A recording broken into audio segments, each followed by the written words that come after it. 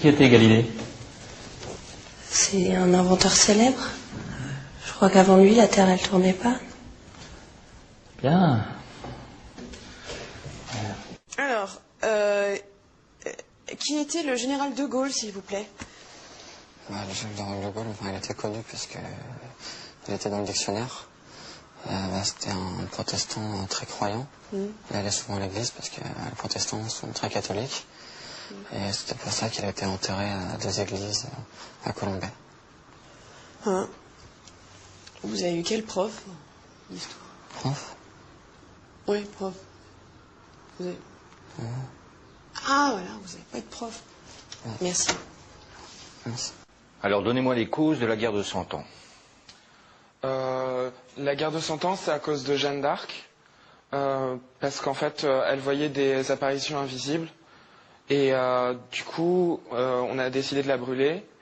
Et en fait, c'est qu'après l'avoir brûlée que le public s'est rendu compte qu'en fait, elle avait une odeur de sainteté. Et voilà.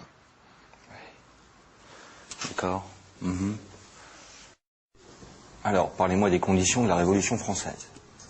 Alors, la Révolution française, c'est les sans-culottes. Ils n'avaient pas assez d'argent pour s'acheter donc des slips. Et donc, en plus, d'un côté, il y avait donc les riches.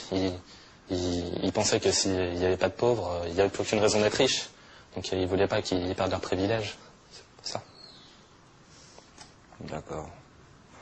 Bon, on commence comme ça. Est-ce que vous pouvez me parler de Malraux? Malraux. Alors Malraux, c'est un personnage qui a fait tellement de choses culturellement que c'est tellement déployé qu'en fait personne n'a jamais vraiment compris ce qu'il a voulu faire.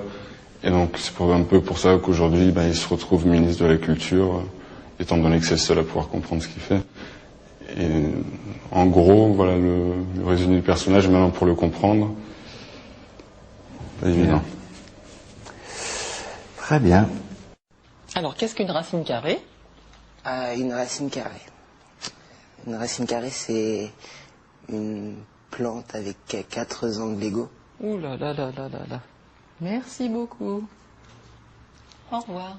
Au revoir. Si en ville, le problème de sécurité est dû à l'insécurité, il ne faut pas oublier qu'en campagne, l'alcoolisme est dû à la boisson, même si l'alcool permet de rendre l'eau potable.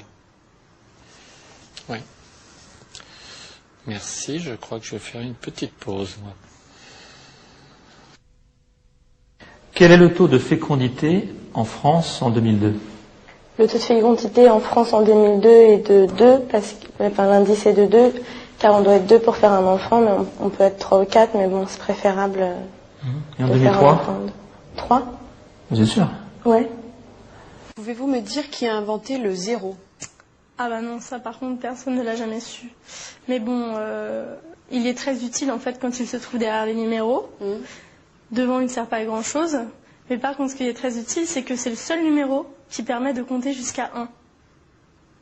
Ah oui? Donc voilà, ouais. C'est le seul numéro. Et sinon, on aurait commencé à 2, quoi. Ouais.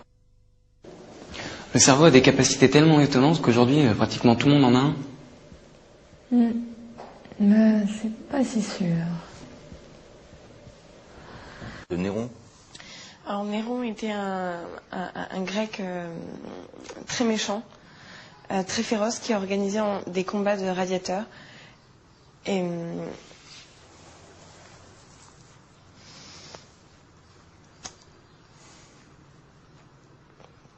c'est un personnage très important. Mais évidemment, oui. Bon, vous allez me parler de l'effet de serre maintenant. L'effet de serre, en fait, c'est la couche d'ozone. Vu qu'il y a plus de soleil, les glaciers fondent plus facilement.